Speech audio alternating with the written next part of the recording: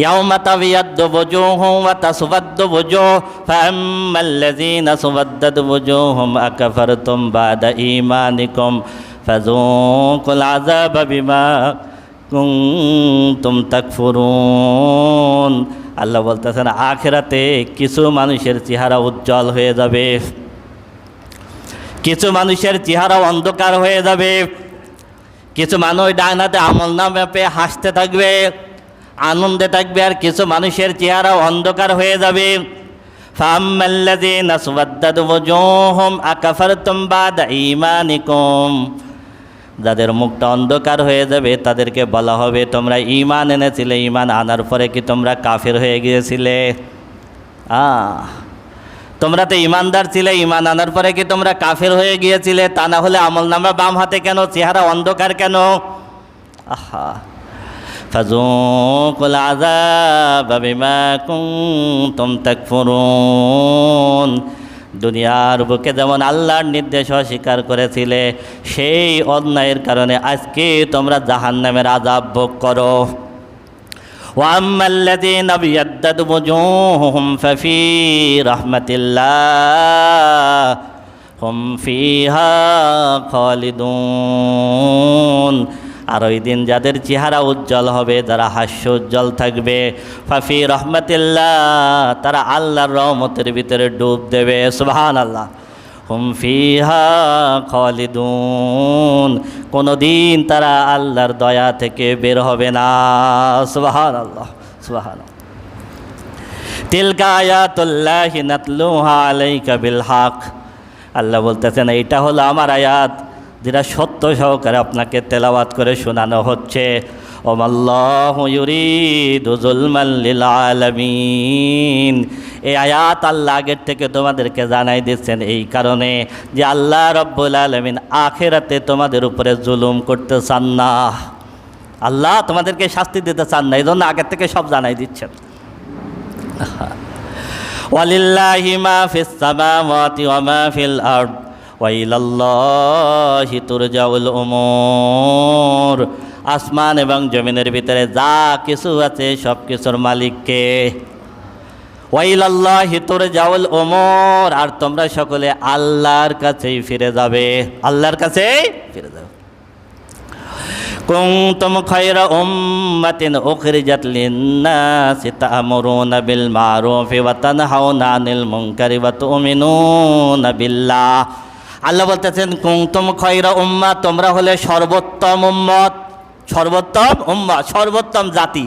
কেন তোমাদেরকে সর্বোত্তম উম্মত বানানো হয়েছে? কারণ হলো কুনতুম খায়রা উম্মাতিন উখরিজাত লিন-নাস, তোমাদেরকে মানব জাতির ভিতর থেকে বের করা হয়েছে, সিলেক্ট করা হয়েছে। কি জন্য? ওয়া তা'মুরুনা বিল মা'রুফি ওয়া তানহাউনা আনিল মুনকারি ওয়া তু'মিনুনা বিল্লাহ। তোমাদের ভিতর তিনটা জিনিস থাকবে। কয়টা জিনিস? তিনটা। এক, ভালো কাজে আদেশ করবা, ভালো কাজে উপদেশ দিবা, এবং খারাপ কাজে নিষেধ করবা। ওয়া তু'মিনুনা বিল্লাহ, আল্লাহর প্রতি ঈমান আনবা। আল্লাহর প্রতি অনেক অমুসলিম ভালো কাজের আদেশ দেয়, খারাপ কাজে নিষেধ করে। এই দুটো থাকলে হবে না, ভালো কাজে আদেশ, খারাপ কাজে নির্দেশ, আল্লাহর প্রতি ঈমান। এই তিনটা গুণ যদি অর্জন করতে পারো, এই তিনটা গুণ অর্জন করবা, এই কারণে সব মানুষের থেকে তোমাদেরকে বাছাই করে শ্রেষ্ঠ উম্মত বানানো হয়েছে। তোমাদের কাজ হলো তিনটা, এই কারণে তোমরা শ্রেষ্ঠ উম্মত। আহা, ওয়ালাউ আমানা আহলুল কিতাবি লাকানা খায়রাল লাহুম। আহলে কিতাবদের ভিতর থেকে কিছু মানুষ ভালো কাজের আদেশ দেয়, খারাপ কাজের নিষেধ করে। এই মানুষগুলো যদি আল্লাহর প্রতি ঈমান আনতো তাহলেও তাদের জন্য কল্যাণকর হতো। মিনহুমুল মুমিনুনা ওয়া আকসারুহুমুল ফাসিকুন।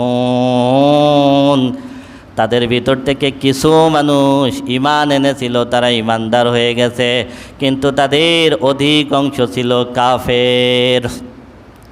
লা ইয়াদুররুকুম ইল্লা আযা, তারা তোমাদের কোনোই ক্ষতি করতে পারবে না। তোমাদের বিরুদ্ধে যতই ষড়যন্ত্র করুক, তোমরা যদি আল্লাহর পথে থাকো তোমাদের কোনোই ক্ষতি করতে পারবে না।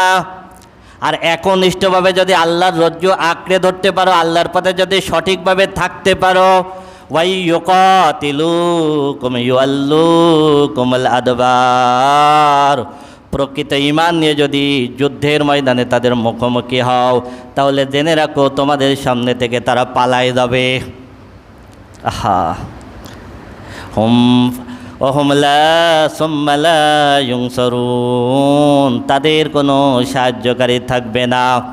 যুরিবাত আলাইহিমুয যিল্লাতু আইনামা সুকিফু ইল্লা বিহাবলিম মিনাল্লাহি ওয়া হাবলিম মিনান নাস। যারা কোরআন মানে নাই, যারা ঈমান আনে নাই, রসুলের প্রতি ঈমান আনে নাই, যুরিবাত আলাইহিমুয যিল্লাতু আইনামা সুকিফু, তারা যেখানেই থাকুক না কেন লাঞ্ছিত অপমানিত অবস্থায় থাকবে।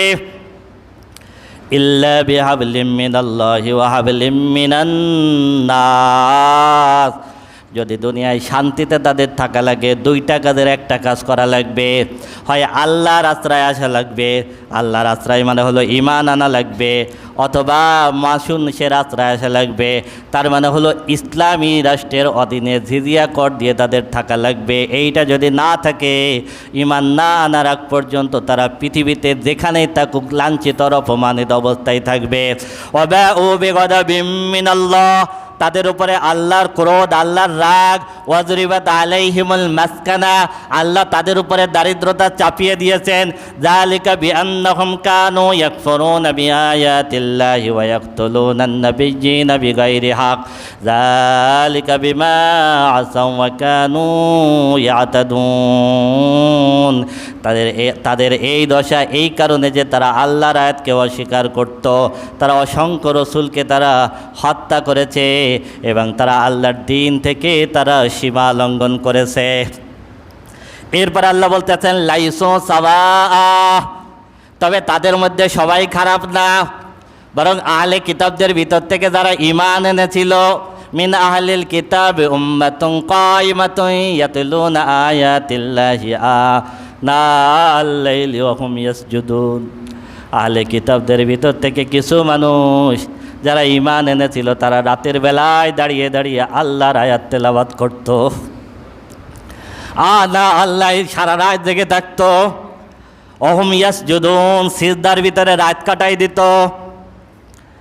ওয়ায়ুমিনুনা বিল্লাহি ওয়াল ইয়াউমিল আখির ওয়া ইয়ামুরুনা বিল মারুফি ওয়া ইয়ানহাউনা আনিল মুনকার ওয়া ইউসারিউনা ফিল খায়রাত। তারা আল্লাহর প্রতি ঈমান এনেছে, আখিরাতের প্রতি ঈমান এনেছে, ভালো কাজের আদেশ দেয়, খারাপ কাজ থেকে নিষেধ করে এবং নেকির কাজে প্রতিযোগিতা করে। আরে আল্লাহ, মুসলমান তো নেকির কাজে প্রতিযোগিতা করবে, আর এরা এখন গুনার কাজে প্রতিযোগিতা করে। ওয়াসারিউনা ফিল খায়রাত, আর তারা নেকির কাজে প্রতিযোগিতা করে। উলাইকা মিনাস সালিহিন, এই গুণগুলো যাদের ভিতরে আছে তারাই হলো নেককার, তারাই হলো।